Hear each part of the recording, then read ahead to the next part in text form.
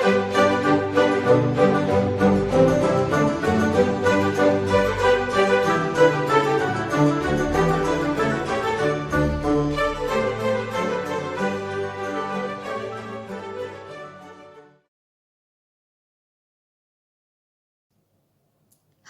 teman-temanku semuanya, bertemu lagi dengan saya Rina Solihin dalam channel Rina Menjawab. Teman-teman, kali ini saya akan mencoba menanggapi satu video ya dari ceramah seorang Ustadz Mu'alaf ya. Mungkin teman-teman sudah tahu semua, yaitu Bapak Syamsul Nababan ya. Bapak Syamsul Nababan, yaitu video ini dirilis tanggal 12 September 2020. Jadi masih fresh ya teman-teman ya.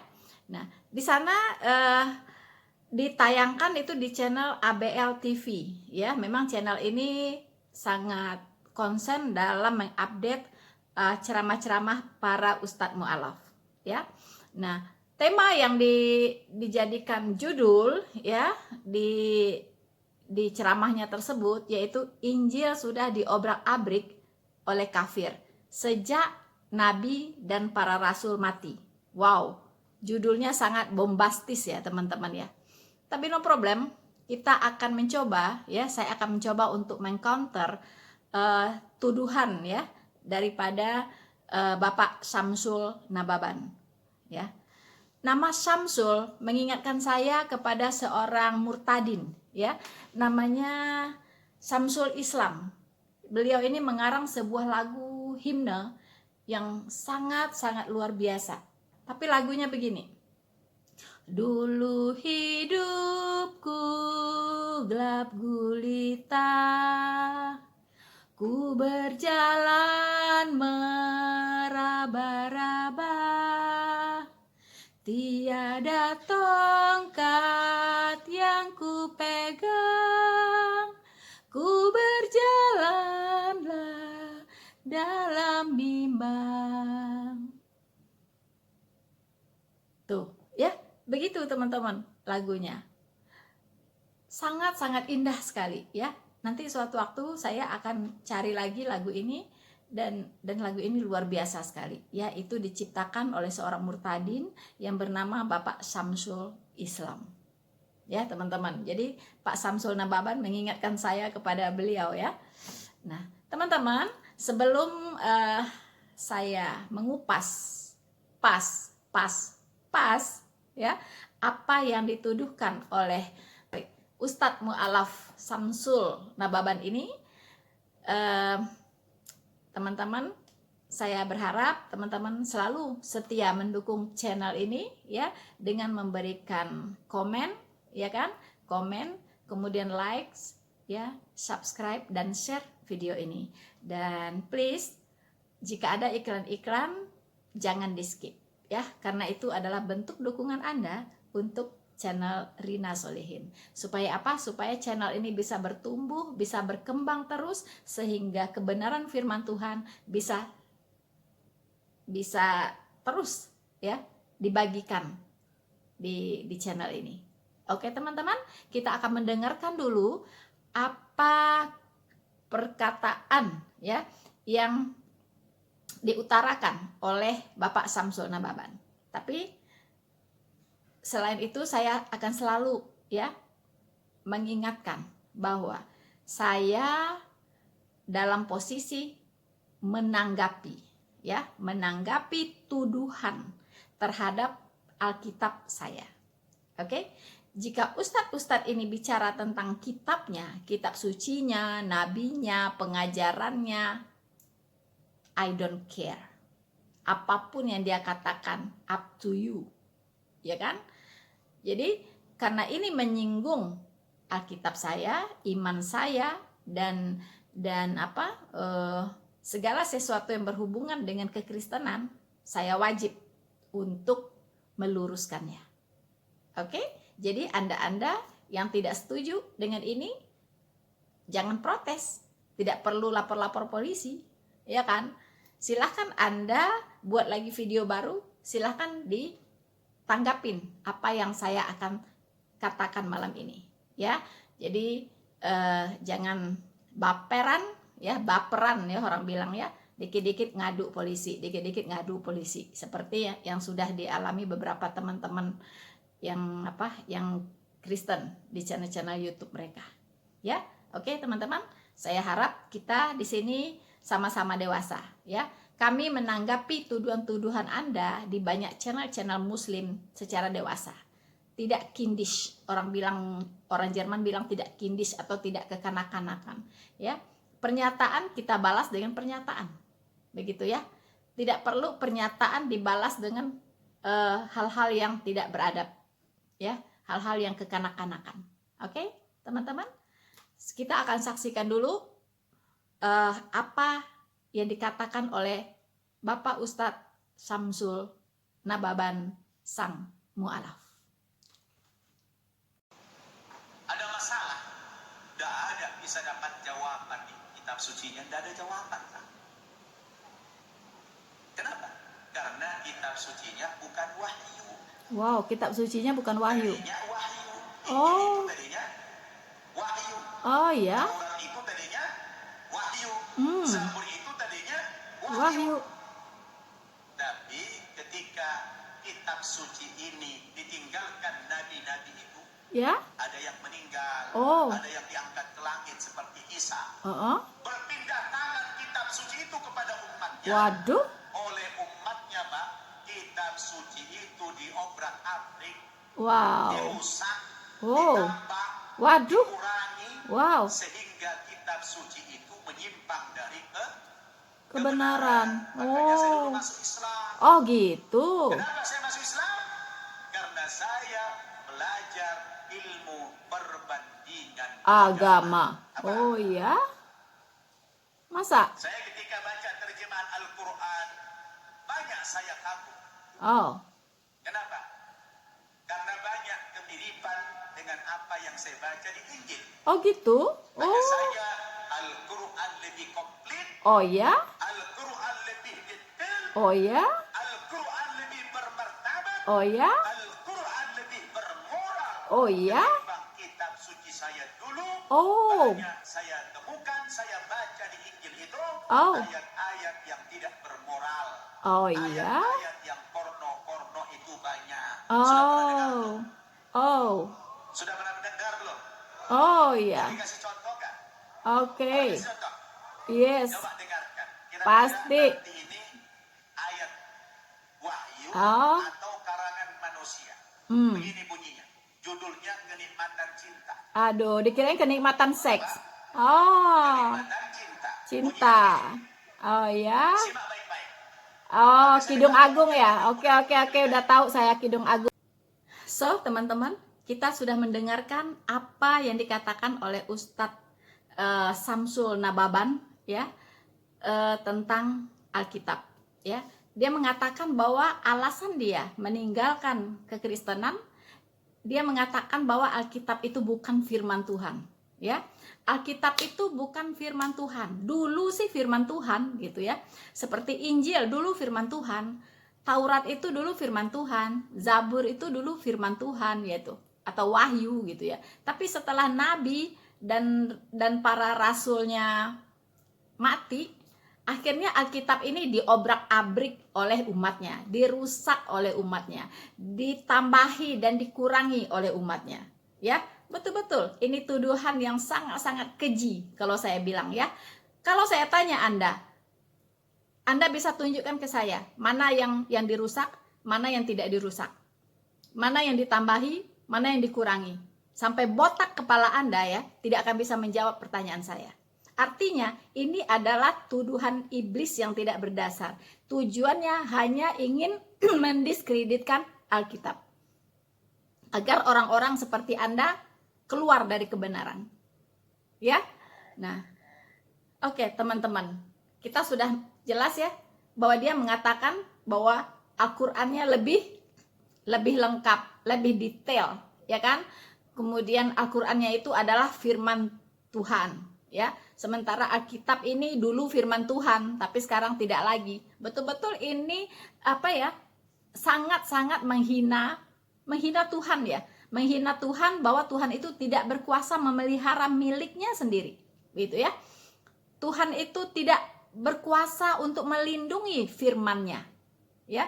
Ini benar-benar pelecehan terhadap Tuhan yang maha berkuasa itu, ya. Tentunya untuk ini Anda, ya, harus mempertanggungjawabkan di depan Tuhan nantinya, ya, karena setiap kata itu harus dipertanggungjawabkan di depan Tuhan. Oke? Nah, dia mengatakan Al-Quran lebih lengkap, lebih detail, ya kan? Saya tanya, bisa buktikan?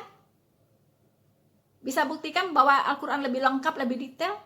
Kalau saya tanya, dari kayu apa Nuh membangun bahtera? Apa nama kayunya? Kemudian berapa ukurannya? Ya, ukuran dari kapalnya berapa? Ya, kemudian bahan-bahan yang dipakai kayu-kayunya itu ada ukurannya. Ya, Anda bisa jawab itu saja, saya udah luar biasa gitu. Kalau memang Qurannya lebih lengkap, harus bisa jawab itu, gitu ya. Kalau memang lebih detail, harus bisa jawab itu, gitu. Saya belum tanya yang sulit-sulit, yang gampang aja dulu, ya. Bahtera Nuh terbuat dari kayu apa? Dan ukuran-ukurannya dari bahan-bahan kayu yang dibuat itu, ukurannya ada kalau di Alkitab, ya. Nah, silahkan dicari di Quran Anda ya. Nanti kasih kepada saya jawabannya. Oke. Nah, kemudian dikatakan bahwa Alkitab diobrak-abrik ya, diobrak-abrik oleh pengikutnya. Ya. Di samping itu tuduhan yang sangat keji karena tidak bisa dibuktikan, dan itu juga adalah pelecehan terhadap Tuhan yang maha berkuasa, yang maha berdaulat melindungi segenap ciptaannya. Ya, apalagi yang namanya firman, ya, yang namanya firman itu pasti sangat dipelihara oleh Tuhan, ya. Tuhan mengatakan bahwa langit dan bumi akan berlalu, tapi perkataanku tinggal tetap, tidak akan pernah berlalu. Artinya itu sudah dijamin, sudah digaransi perlindungannya oleh Tuhan sendiri, ya. Nah, terus kemudian karena itulah beliau ini keluar dari Kristen. Luar biasa ya. Kalau saya malah sebaliknya, penemuan saya justru sebaliknya.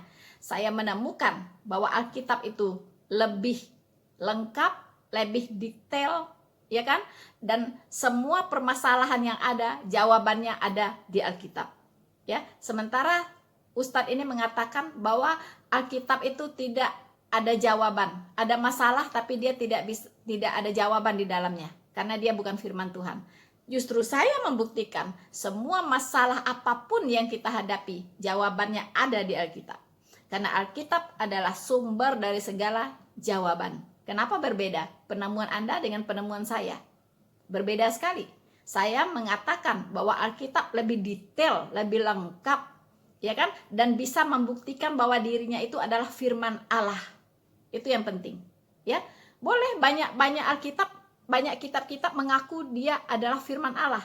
Tapi apa buktinya bahwa dia firman Allah, ya? Nah, untuk mengklarifikasi ini, saya akan bawa Anda dulu untuk mengenal Alkitab, ya. Mungkin waktu dulu jadi Kristen, Anda tidak banyak belajar, ya kan? Makanya mudah sekali menyimpulkan sesuatu yang Anda tidak tahu, ya kan?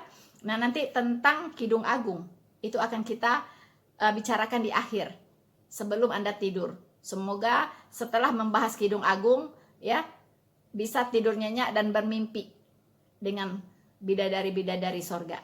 Oke? Oke, saya sengaja taruh di belakang untuk membahas kitab Kidung Agung. Oke?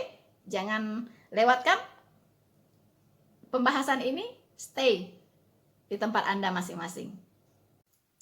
So, teman-teman, ya, saya akan memulai dulu untuk memberikan satu pemahaman yang benar tentang Alkitab, ya.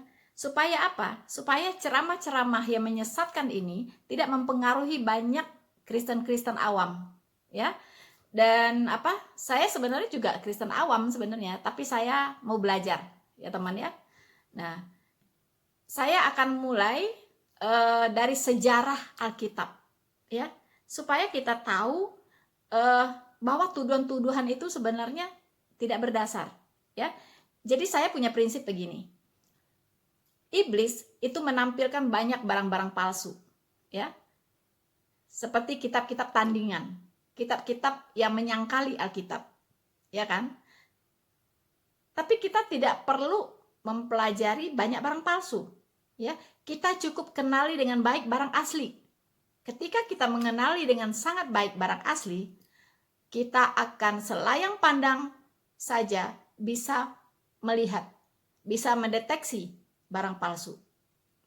Untuk apa teman-teman kita mempelajari barang palsu? Untuk apa? Gitu. Begitu banyak dan begitu berbeda-beda gitu. Ya kan? Untuk apa?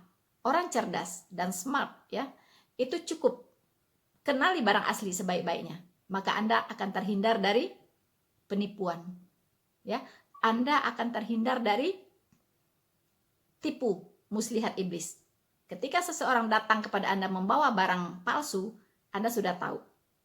Ya, Anda sudah tahu. Dan Anda pasti tidak akan tertipu. Ya. Tapi banyak orang mempelajari barang palsu untuk apa? Untuk apa? Begitu ya. Oke.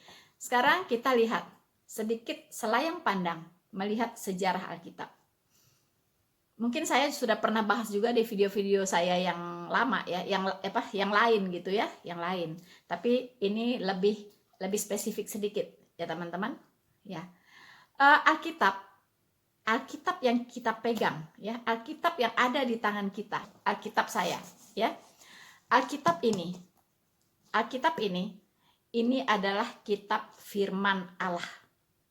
Ya, kenapa dikatakan ini Alkitab firman Allah? Karena penulis-penulisnya, yaitu para nabi dan rasul, diilhami oleh Allah sendiri saat menuliskannya. Jadi kitab ini tidak ujug-ujug jatuh dari langit, entah siapa yang menulis tidak tahu, ya.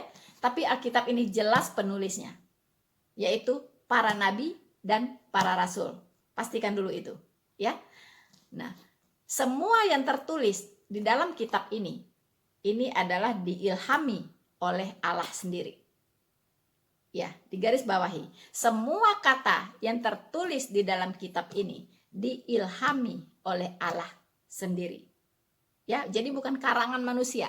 Memang manusia yang menulis, rasul dan nabi itu memang manusia, bukan kerbau gitu ya. Bukan kucing, bukan, ya. Mereka adalah manusia. Tapi mereka diberikan ilham oleh Allah secara langsung untuk menuliskan firman-Nya, ya. Makanya di Perjanjian Lama, ya, kita banyak menemukan ayatnya, ya, seperti kepada para nabi dikatakan oleh Allah, tuliskanlah, ya, firman yang kusampaikan ini kepadamu dalam sebuah kitab.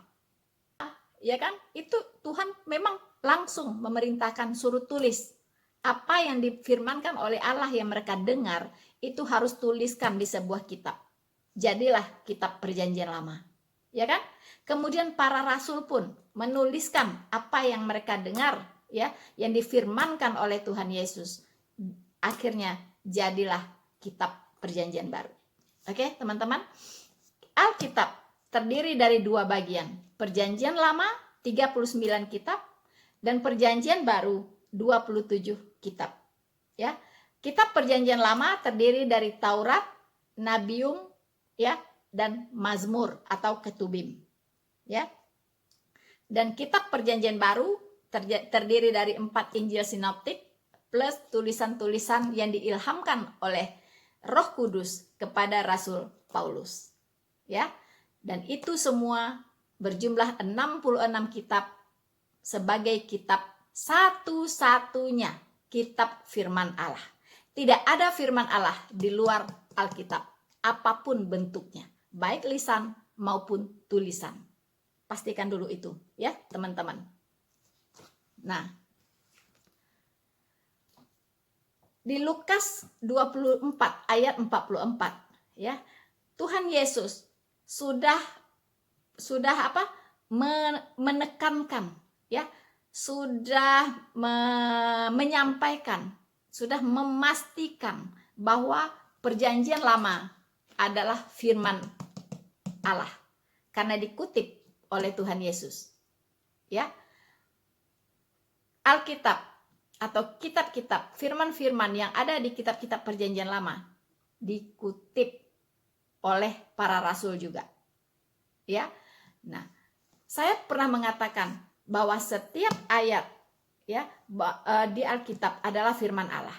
Firman Allah yang bisa saling menjelaskan, ya. Firman Allah yang bisa saling menjelaskan dirinya sendiri, ya. Jadi kebenaran yang ada di Alkitab tidak perlu didukung oleh kitab manapun di luar Alkitab. Tidak perlu. Alkitab bisa menjelaskan dirinya sendiri. Inilah bukti bahwa Alkitab betul-betul firman Allah. Tidak dibutuhkan hadis, tidak dibutuhkan apapun di luar Alkitab. Tidak dibutuhkan tulisan manusia manapun di luar Alkitab untuk menjelaskan Alkitab. Makanya saya sangat menyayangkan jika ada yang mencari kebenaran di luar Alkitab untuk mendukung Alkitab. Ini sebuah tindakan yang sangat tidak berhikmat. Ya. Nah, oke teman-teman. Di Lukas 24 ayat 44, Tuhan Yesus berkata, ya, inilah perkataanku yang telah kukatakan kepadamu saat aku masih bersama-sama dengan kamu, bahwa harus digenapi semua yang tertulis tentang aku di kitab Taurat Musa, di kitab para nabi, dan di kitab Mazmur. Artinya keseluruhan kitab perjanjian lama tentang Tuhan Yesus sudah tertulis di sana.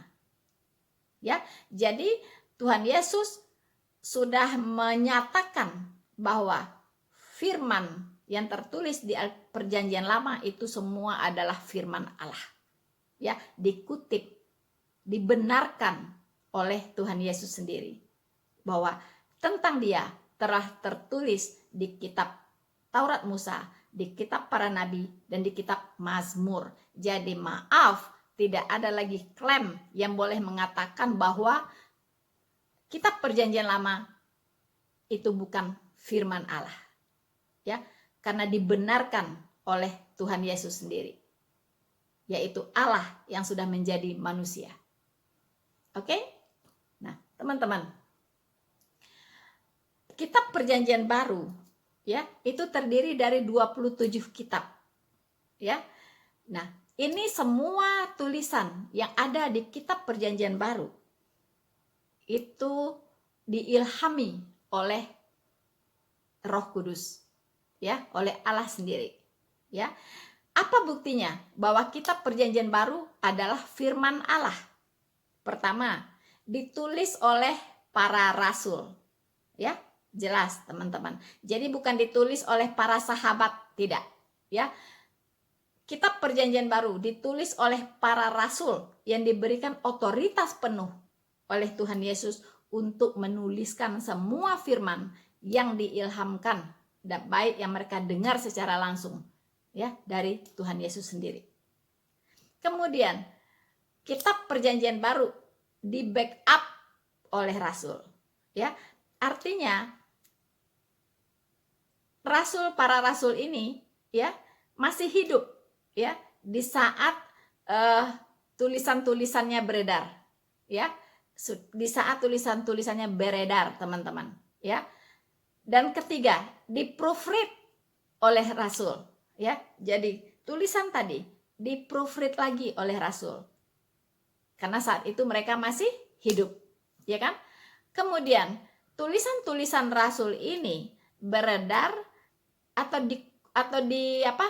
dikumpulkan, ya, dikumpulkan oleh para jemaat mula-mula, teman-teman, ya. Sehingga naskah-naskahnya itu sudah terpelihara dari tangan ke tangan para jemaat saat itu, ya. Nah, ini yang membuktikan bahwa perjanjian baru seluruhnya adalah kitab firman Allah, ya, teman-teman. Kemudian sedikit tentang perjanjian lama, ya. Perjanjian lama itu ditulis dalam bahasa Ibrani. Sedikit dalam bahasa Aramik ya. Seperti kitab Daniel itu ditulis dalam bahasa Aramik ya. Tapi sebagian besar ditulis dalam bahasa Ibrani. Kitab Perjanjian Baru ditulis dalam bahasa Yunani. Karena pada saat itu bahasa Yunani adalah bahasa internasional saat itu ya. Nah, kitab Perjanjian Lama selesai ditulis 400 tahun sebelum kedatangan Tuhan Yesus ke dunia menjadi manusia. Ya. Jadi dari Kejadian 1 pasal 1 sampai Maleaki pasal terakhir itu sudah selesai ditulis ya. Ingat teman-teman, sudah selesai ditulis 400 tahun sebelum kedatangan Tuhan Yesus. Ya. Nah, selama 400 tahun ini itu tidak ada satu wahyu pun turun ya. Tuhan tidak turunkan wahyu lagi 400 tahun teman-teman ya. Setelah kitab Maleaki dan sebelum kitab Matius itu 400 tahun jaraknya ya. Tidak ada lagi firman, satu kata pun tidak ada.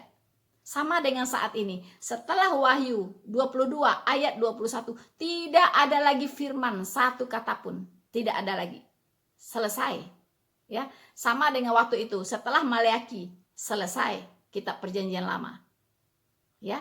Nah, kemudian diterjemahkan ya, kitab Perjanjian Lama ini diterjemahkan ke dalam bahasa Yunani ya, itu pada abad keempat ya, disebut dengan Septuaginta.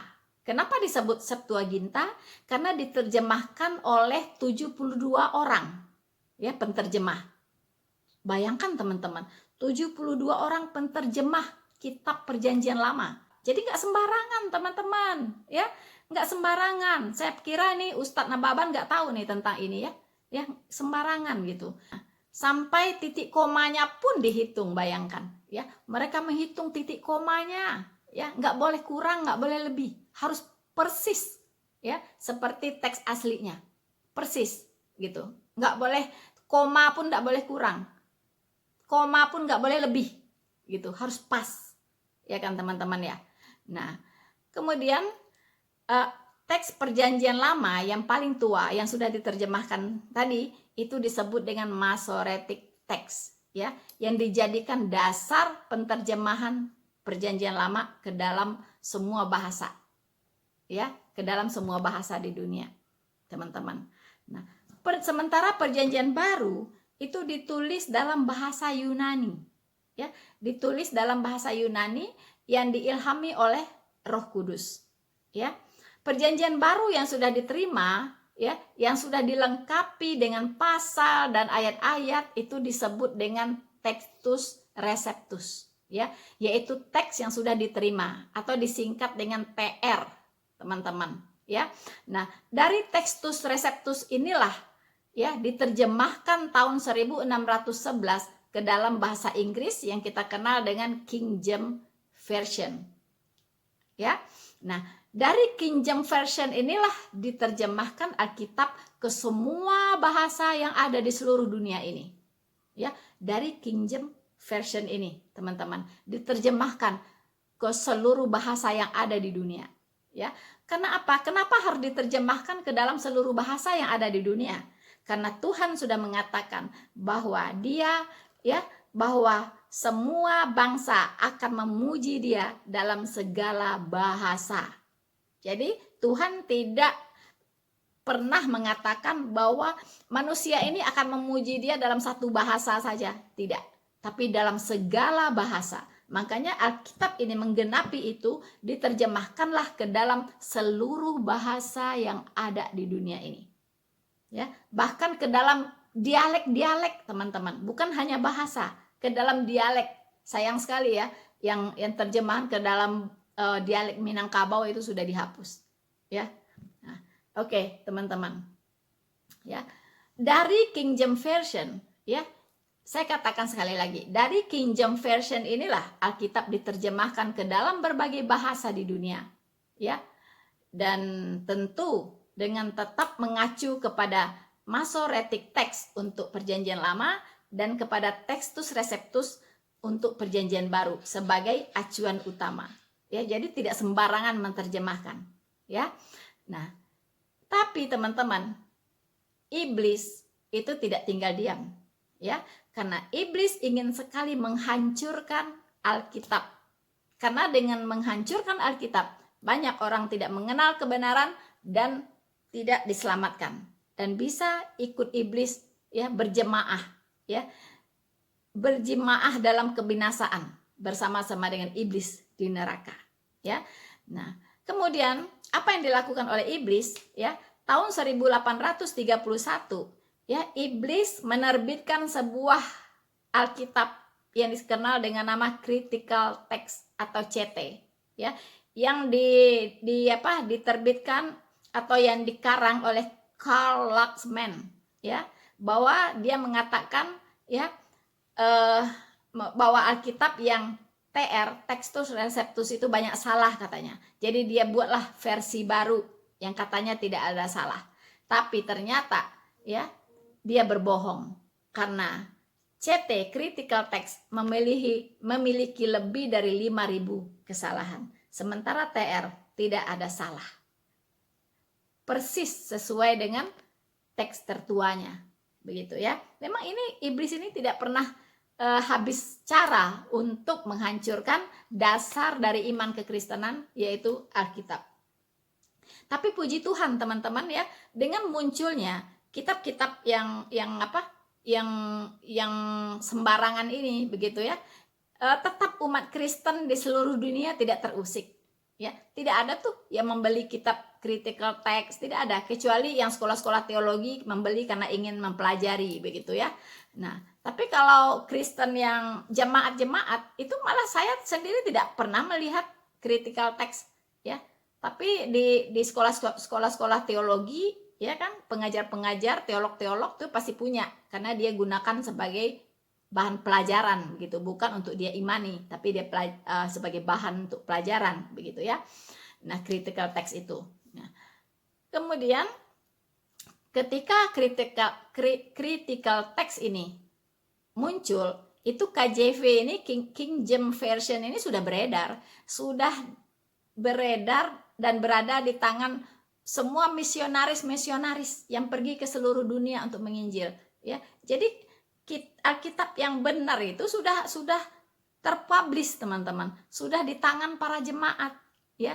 Jadi dia sebenarnya tidak bisa berkutik, gitu. Gimana mau merubah-rubah, karena tadi Alkitab sudah ada di tangan jemaat, yang terpelihara dari tangan jemaat ke tangan jemaat, ya. Bagaimana sih teman-teman kalau setiap hari, ya, kita membaca Alkitab, kemudian ada kitab lain, ada perbedaan, kita pasti heboh, gitu, ya. Pasti sudah heboh para jemaat, sudah didiskusikan kemana-mana, gitu kan. Tapi kan tidak pernah bertemu kitab yang berbeda, begitu, ya. Nah, teman-teman, jadi perjanjian baru ada 2 kitab yang bersaing, ya, untuk diterima, yaitu Textus Receptus dan Critical Text. Tapi sekali lagi, Tuhan sangat berdaulat untuk memelihara kitabnya, ya, sehingga CT, Critical Text, tidak membumi, ya kan, hanya ada di tangan para teolog saja untuk bahan belajar, gitu, tapi tidak terpublish sampai pada jemaat-jemaat, ya. Puji Tuhan, gitu. Cuman sayangnya kalau CT ini juga sempat membuat gaduh, gitu, ya. Ada teolog-teolog yang nakal, ya, yang sengaja menyebarkan paham-paham yang ada di critical text ini. Tapi sekali lagi, kita dalam iman kepada Tuhan Yesus, tetap kita bisa membedakan, ya, dengan hikmat yang diberikan oleh Roh Kudus juga, ya. Kita bisa membedakan mana yang benar, mana yang salah. Dan pastinya kita percaya bahwa Textus Receptus ini, ya, terpelihara sampai hari ini, ya, teman-teman. Karena umat Kristen tidak terusik dengan berbagai kitab tandingan, ya, yang dibuat oleh iblis belum kehabisan cara juga, teman-teman. ya. Nah, iblis belum kehabisan cara. Dia membuat banyak kitab-kitab tandingan yang lain gitu. Yang mirip-mirip ya, yang mirip-mirip teman-teman ya dengan Alkitab. Dibuat mirip dengan Alkitab ya. Tapi sekali lagi, kita yang memiliki barang asli sangat bisa membedakan mana barang yang palsu. Itu kuncinya ya.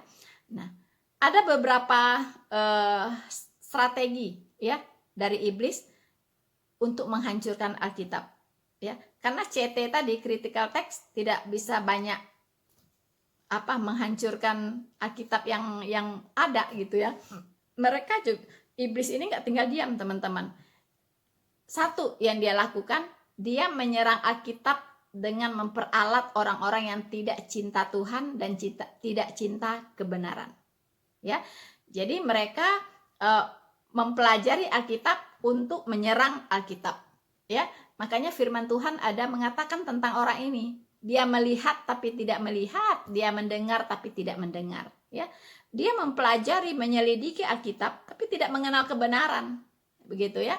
Apalagi kalau memang niatnya sudah jahat, itu Tuhan menutup pikiran dia sehingga dia tidak bisa melihat kebenaran, tidak mengerti kebenaran, begitu ya.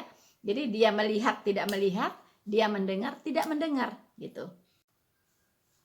So teman-teman, apa saja yang dilakukan oleh iblis untuk menghancurkan Alkitab ya. Di salah satu kesempatan saya sudah mengatakan bahwa iblis itu mencoba menyerang Alkitab dari luar dan dari dalam ya kan. Nah, salah satu cara yang digunakan oleh iblis untuk menyerang Alkitab dari dalam adalah, pertama, menyimpangkan pemahaman orang terhadap firman Tuhan yang ada di Alkitab ya. Menyimpangkan pemahaman teman-teman ya. Ini banyak sekali ya kita lihat, sehingga muncullah bermacam denominasi gereja ya, dengan pemahamannya yang berbeda-beda, terutama dalam hal doktrinal teman-teman ya. Nah, kemudian yang kedua, disebarkan pemahaman bahwa Alkitab adalah kanon terbuka, bukan kanon tertutup. Artinya di luar Alkitab ya, masih pewahyuan masih berjalan teman-teman ya. Jadi orang masih bisa bernubuat ya kan, orang masih bisa melihat penglihatan, penampakan, kemudian Tuhan berbicara dengan dia dan sebagainya. Itu kalau dituliskan itu akan menjadi wahyu teman-teman ya. Itu Alkitab bisa lebih tebal lagi kalau dituliskan ya. Jadi di situ tidak berlaku Wahyu 22 ayat 18 sampai 19 ya. Tidak berlaku bahwa Alkitab sudah di lockdown, sudah dikunci, sudah ditutup, tidak boleh lagi ditambahi, tidak boleh lagi dikurangi ya. Nah, jadi di luar Alkitab masih ada wahyu, begitu ya. Nah, ini menganggap bahwa Alkitab itu adalah kanon terbuka. Nah, padahal Alkitab itu adalah kanon tertutup, sudah dikunci, tidak boleh lagi ditambah, tidak boleh lagi dikurangi ya. Seperti yang Ustadz Nambaban tadi mengatakan bahwa Alkitab itu sudah diobrak-abrik, sudah dirusak oleh umatnya ya, ditambahi dan dikurangi. Nah, si Ustadz Nambaban ini kurang cerdas ya. Sekiranya memang umat Kristen mengubah-ngubah Alkitab, pasti ayat di Wahyu ya, di Wahyu 22 ya, ayat 18 sampai 19 itu pasti akan dihilangkan, yang mengingatkan ya, mewanti-wanti bahwa Alkitab tidak boleh lagi ditambahi, tidak boleh lagi dikurangi. Tapi mengapa ayat itu masih ada? Kenapa tidak dibuang saja jika memang itu Alkitab diubah-ubah oleh umatnya? Toh itu akan mengganjal begitu ya. Kalau ayat itu hilang, maka semua bebas untuk menambahi dan mengurangi Alkitab. Nah, ya, tapi mengapa ayat itu masih ada bahwa Alkitab tidak boleh ditambahi dan Alkitab tidak boleh dikurangi? Ya, teman-teman. Jadi ketahuan sekali hoaxnya gitu ya. Ya, ketahuan sekali gitu. Entah pintar entah bodoh. Ya kan? Jadi kalau mau memfitnah Alkitab jangan tanggung-tanggung dong, ya kan? Ya, mengapa itu tidak dibuang saja begitu kan, yang pasal 22 ayat 18 sampai 21 ya, bahwa Alkitab tidak boleh ditambahi dan tidak boleh dikurangi, begitu ya kan. Nah, kemudian ada standar lain ya, disebarkanlah pengajaran, ada standar lain ya di luar Alkitab, standar kebenaran yang lain di luar Alkitab. Artinya Alkitab ini bukan satu-satunya kitab firman Allah, bahwa di luar Alkitab masih ada firman Allah ya, di kitab yang A itu masih ada firman Allah, begitu ya. Makanya getol mengutip-ngutip ayat dari sana untuk mendukung ayat-ayat yang ada di Alkitab ya. Dengan secara tidak sadar maupun sadar Anda sudah mengatakan bahwa ada firman Allah di luar Alkitab ya. Tolong disadari ini baik-baik ya. Nah, lalu bagaimana iblis menyerang Alkitab dari luar? Yaitu seperti apa yang dilakukan oleh Ustadz Mu'alaf Syamsul Nababan tadi ya, bahwa mengatakan Alkitab itu tidak asli lagi, Alkitab itu bukan wahyu Tuhan lagi. Dulu sih iya, tapi setelah Nabi dan Rasul mati, dirusak tuh oleh umatnya, sehingga itu bukan wahyu Allah lagi, ya kan? Nah, untuk membuktikan itu sampai botak kepalanya juga tidak akan bisa gitu. Mengapa? Karena Alkitab itu diterjemahkan ya ke dalam semua bahasa, itu rujukannya itu masih ada gitu loh. Ya. Masoretic text ya untuk Perjanjian Lama dan Textus Receptus untuk Perjanjian Baru itu ada gitu. Ya. Nggak akan bisa diterjemahkan ke sembarangan, tidak akan bisa diobok-obok, tidak bisa gitu. Kan itu masih ada gitu loh. Ya, kecuali yang aslinya Anda rusak, Anda buang atau dibakar, dimakan kambing lah, apalah mungkin ya. Nah, bisa jadi gitu. Tapi enggak, itu masih ada, disimpan dengan sangat baik di tempatnya ya, sebagai rujukan orang untuk menerjemahkan Alkitab. Bahkan banyak dibuatkan disalin atau dicetak lagi gitu ya, supaya apa? Supaya bertahan gitu ya. Kan kalau bahannya bagus juga bertahannya lebih lama begitu. Ya kan? Nah. Jadi itu sudah tidak beralasan bahwa mengatakan Alkitab bisa diobok-obok, bisa dirubah, bisa dirusak oleh umatnya. Itu betul-betul tuduhan yang sangat keji, ya kan? Yang harus Anda pertanggungjawabkan di depan Tuhan nanti. Ya kan? Karena setiap kata yang diucapkan itu harus dan akan diminta pertanggungjawabannya. Ya. Dan mengatakan bahwa Alkitab adalah tulisan manusia. Ya betul, manusia yang menulis, tapi diilhami oleh Allah. Ya, diilhami oleh Roh Kudus. Ya kan? Bukan orang-orang yang sembarangan yang menulis, tapi mereka yang diberikan otoritas oleh Allah untuk menuliskan semua firman-Nya di dalam sebuah kitab. Maka terjadilah Alkitab. Ya, Alkitab saya katakan gabungan dari Perjanjian Lama dan Perjanjian Baru. Ya. Nah, semua kitab yang ada di Alkitab itu tidak ada yang saling bertabrakan, ya kan? Tidak ada yang saling menyalahkan gitu. Tidak ada yang saling memasukkan gitu. Tidak seperti Al-Qur'an. Ya kan? Membantah Alkitab secara terang-terangan di banyak ayat. Iya kan? Nah, tapi kalau Perjanjian Lama ke Perjanjian Baru ke Perjanjian Lama nggak ada gitu. Tidak pernah ada rasul menyalahkan Musa, ya kan? Tidak ada rasul yang menyalahkan Abraham. Mereka menerima Perjanjian Lama secara utuh sebagai kitab firman Allah. Itu, ya. Jadi ada kesinambungan firman dari Kejadian pasal 1 sampai ke Wahyu pasal 22. Itu ada kesinambungan wahyu firman Allah. Ada garis merah yang bisa ditarik, yang tidak terputus.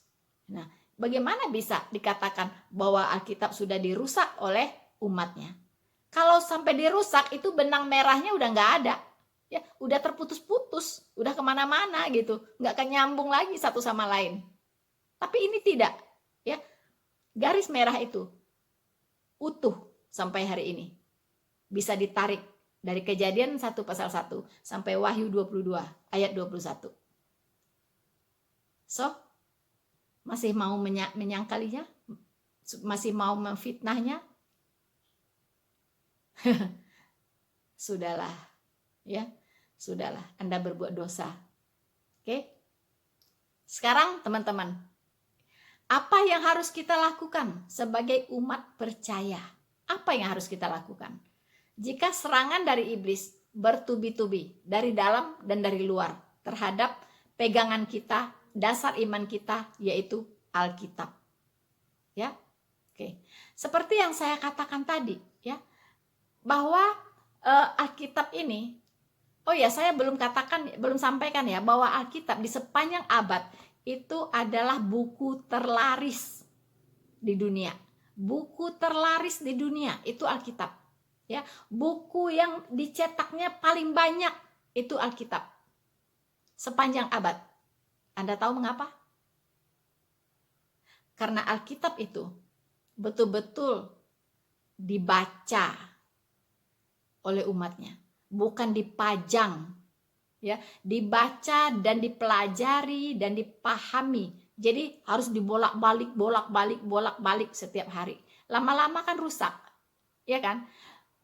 Saya pastikan setiap umat Kristen pasti tidak pernah cuma sekali beli Alkitab seumur hidup dia, pasti berkali-kali, ya kan?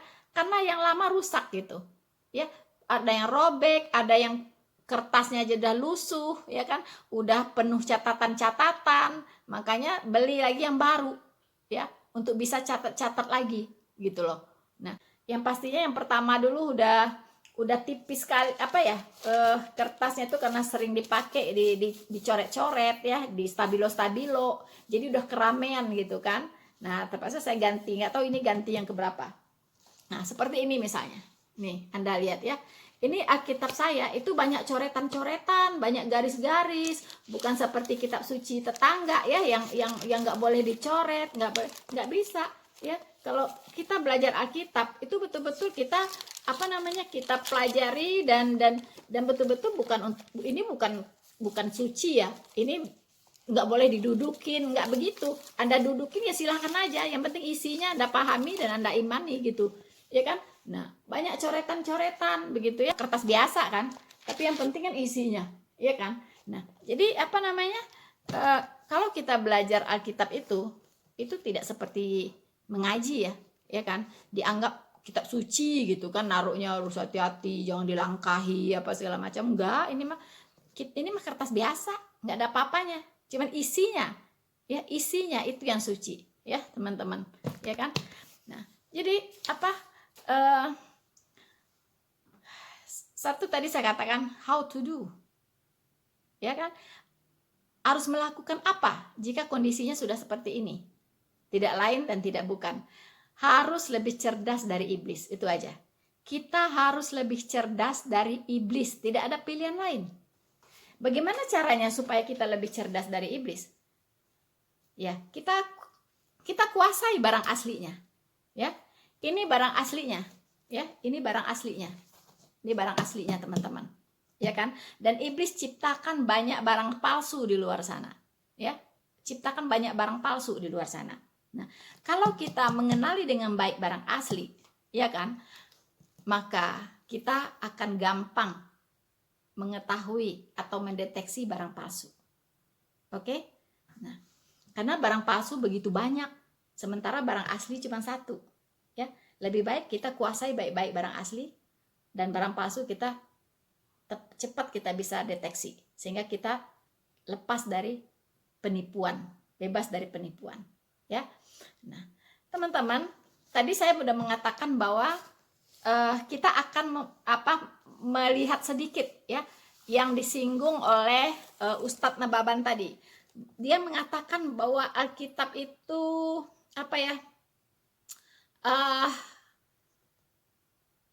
tidak bermoral ya, tidak bermartabat ya, katakan, karena ada ayat-ayat yang bunyinya glamor gitu ya, dan sangat sensual gitu kan. Ya pasti yang dia maksud adalah kitab Kidung Agung ya teman-teman ya. Kita tahu bahwa kitab Kidung Agung itu salah satu yang ditulis oleh Salomo ya. Itu kitabnya Salomo. Di samping Amsal, Pengkhotbah itu juga Salomo yang menulis, ya kan? Salomo atau Sulaiman, ya. Nah, tapi banyak orang ya, banyak Muslim gitu, itu melihat kitab Kidung Agung ini dari kacamata seksual, ya kan? Nah, kacamata seksual, tok gitu kan. Nah, memang Alkitab saya pernah katakan bahwa ini adalah kitab yang mempresentasikan semua bidang kehidupan, semua sisi kehidupan manusia, termasuk kehidupan seksnya, ya kan? Tapi bukan untuk dilakukan, bukan supaya Anda bebas ngeseks, bukan begitu ya. Tapi ini adalah sebuah gambaran hubungan mesra seorang suami istri dalam pernikahan yang sah, ya, bukan seks bebas, bukan ngeseks atau selingkuhan, bukan, ya. Ini bicara tentang sepasang kekasih, ya, yang punya hubungan pernikahan yang sah, ya. Bagaimana kemesraan mereka, bagaimana menggambarkan kerinduan mereka berdua, ya kan ya. Bagaimana pria ini begitu mengasihi, ya, kekasihnya ini, gitu ya, istrinya ini, begitu. Dan itu tuh di dalam kehidupan kita juga lakukan begitu. Cuman tidak diutarakan kan begitu, ya kan? Tapi kita lakukan gitu. Sebagai pasangan suami istri yang sah, apa sih yang tidak dikatakan? Apa sih yang tidak dilakukan? Gitu kan? Nah, dan ini Alkitab menggambarkan ini di Kidung Agung, begitu. Mengapa juga jadi tabu? Toh Anda semua juga melakukan. Ingat ya teman-teman, banyak pujangga-pujangga dunia seperti Shakespeare ya, dan banyak lagi ya yang terinspirasi karya-karyanya dari kitab Kidung Agung ini, begitu. Pujangga-pujangga besar dunia teman-teman sangat terinspirasi ya dari kitab Kidung Agung ini, gitu. Nah, memang kelihatannya wow gitu ya, tapi dalam hati kecil Anda, sekiranya kekasih saya seperti dia, gitu kan? Mesra sekali gitu ya. Jadi jangan munafik ya. Tuhan itu mengajarkan semua sisi kehidupan, ya kan? Semua sisi kehidupan. Dan Salomo ini menggambarkan bagaimana sepasang kekasih, ya, suami istri dengan dalam ikatan pernikahan yang sah, begitu, ya. Dan Anda boleh praktekkan di kehidupan Anda suami istri, gitu, boleh gitu, supaya Anda dengan suami istri lebih mesra. Jadi nggak ada pikiran berpoligami, begitu, nggak ada kepikiran lagi dengan wanita lain, begitu ya. Nikmati istri Anda, gitu. Baca Kidung Agung dulu sebelum tidur, ya, supaya Anda lebih birahi dengan istri Anda, lebih bisa menikmati kenikmatan seks yang Tuhan berikan, ya kan? Itu kasih karunia loh teman-teman, ya. Orang yang tidak bisa menikmati seks itu betul rugi banget gitu, ya kan? Nah, jadi jangan munafik lah, ya. Silakan Anda baca Kidung Agung sebelum Anda tidur, ya, dengan pasangan Anda. Oke? Jadi Ustadz Nababan ini mungkin membayang-bayangkan ini juga, saya pikir, ya kan? Bagaimana dia nanti di surganya dengan 72 bidadari, apa yang mau dia lakukan? Bolehlah Anda baca-baca Kidung Agung, ya, supaya Anda di sana tidak bingung gitu kan. Sudah jago gitu, ya kan? Sudah lihai lah bagaimana cara membahagiakan sang bidadari tersebut. Ya, silahkan dibaca, no problem gitu. Ya, karena itu bagian dari kehidupan manusia gitu. Jadi jangan dianggap tabu-tabu gitu kan. Sejauh itu dengan pasangan Anda yang sah. Tapi kalau standar moral Alkitab jelas, ya. Alkitab menjunjung ya standar moral tertinggi, ya. Standar moral Alkitab itu standar moral tertinggi, ya. Tidak ada mengajarkan bunuh-bunuhan, tidak ada mengajarkan membenci-benci, tidak ada mengajarkan memusuh-musuhi orang, tidak ada, ya. Alkitab mengajarkan standar moral tertinggi, ya. Jadi kitab Kidung Agung tidak bisa dipakai untuk mengatakan bahwa Alkitab mengajarkan sesuatu yang tidak bermoral. No, Anda lihat dari sisi mana dulu, begitu kan? Nah, standar moral Alkitab jelas, itu standar moral tertinggi. Kasihinilah musuhmu, ya, dan berdoalah bagi mereka yang menganiaya kamu. Jelas, ya, kasihilah sesamamu manusia seperti dirimu sendiri. Tidak ada yang bisa mengajarkan itu. Berbuatlah sesuatu kepada orang lain yang engkau inginkan orang lain itu berbuat kepadamu. Ya, itu standar moral yang luar biasa. Seperti sederhana tapi susah untuk dilakukan. Kecuali di dalam hati Anda ada Roh Kudus. Itu mudah dilakukan. Tapi tanpa Roh Kudus susah untuk dilakukan. Ya, nah, oke, teman-teman. Saya pikir sekian dulu pemaparan dari saya. Ya, semoga Ustadz Nababan sempat punya waktu untuk mendengarkan pemaparan saya ini. Ya, silahkan kalau ada yang Anda mau sangkali, silahkan Anda bikin lagi ceramah yang baru itu. Nanti saya lihat apakah saya perlu lagi mengcounter Anda atau bagaimana. Ya, oke, teman-teman. Saya kira pemaparan saya tentang Alkitab boleh menjadi bahan, ya, pengetahuan supaya kita lebih kuat lagi dari serangan-serangan iblis yang menyerang kitab suci kita, dan kita semakin teguh di dalam iman, kita semakin cinta kepada Tuhan, cinta kepada firman-Nya, dan kita semakin kuat, ya, sambil menunggu kedatangan Tuhan kita yang kedua kali. Ya, teman-teman, jangan lupa, ya, like, subscribe, dan share video ini, dan jangan lupa juga untuk komen-komen Anda, saya tunggu, ya, karena itu sangat membangun. Dan jangan lupa untuk iklan-iklannya jangan di skip, ya teman-teman. Sampai ketemu lagi di video-video saya berikutnya di tema-tema yang tidak kalah menarik. Tuhan Yesus memberkati kita semua. Maranatha.